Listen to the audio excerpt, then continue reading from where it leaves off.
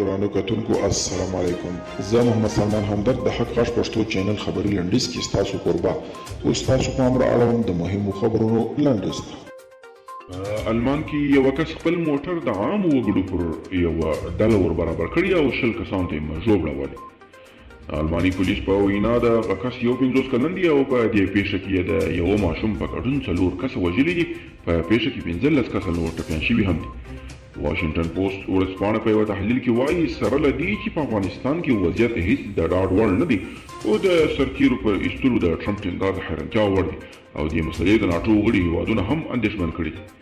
په کابل کې د امریکا یو پخواني سفیر رونالډ نیومن په یوه مرکه کې ویلي چې د طالبانو د تاوتریخوالي د کمولو په برخه کې پر خپلو ژمنو عمل نه کوي، نو له همدې امله افغان حکومت ملامت نه دی او باید په دې برخه کې پړ ونه بلل شي چې ګواکې د سولې په خبرو کې د ځنډ سبب دی.